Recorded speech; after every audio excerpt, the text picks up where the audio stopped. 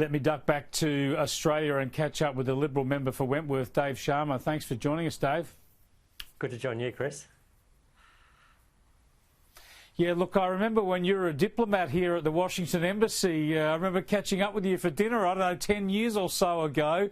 You were in the thick of the political scene then. Tell us what would be going on around this town, the cabals of the political class in Washington preparing to, hopefully, on their behalf, because they're all Democrats, welcome a Democrat president back into the White House.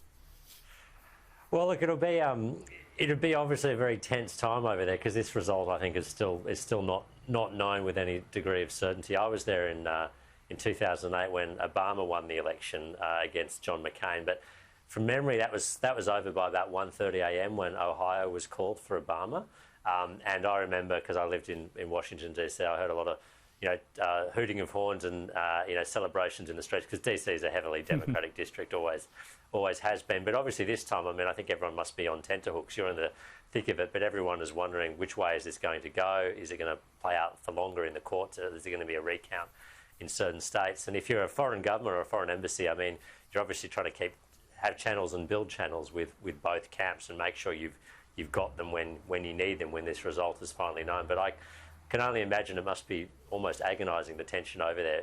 Those of us watching here, I think, are unable to concentrate on much else.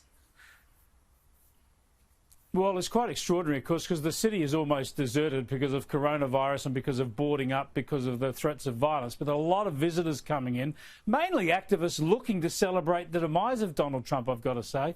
And it's been quite interesting. You say, yeah, they are uncertain and anxious. And a lot of Americans have been asking me, we're walking down the street with a camera or the like, they're asking us what's going on, when will they know? So that's how keen they are to find out what's going on. What's your read of the political shenanigans here, the claims of the concerns about voter fraud, the bringing in of the lawyers? This is not such an unusual thing in American politics, is it?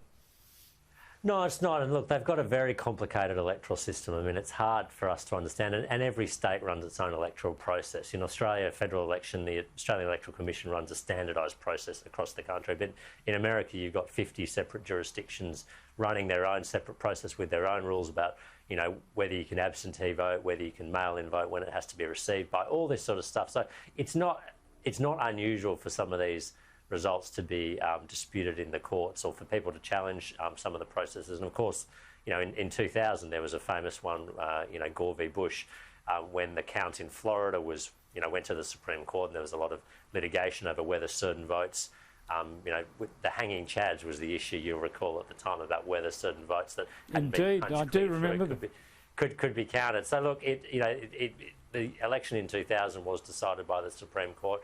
I expect here, I mean, particularly in the states where there are very close results, Wisconsin potentially, Arizona, potentially Georgia, potentially Pennsylvania, depending on how they end up. I think there could well at least be a recount, but possibly, some of the ballots will be challenged. Yeah, the lawyers will do very well out of this, as the former ambassador Dennis Richardson told us last night. Just one point quickly from you, Dave. I wanted to get you, as a former Australian ambassador to Israel, you would have been very, very pleased with what Donald Trump's been able to deliver when it comes to Middle East peace agreements. Are you confident if Joe Biden becomes president, he could carry on that momentum?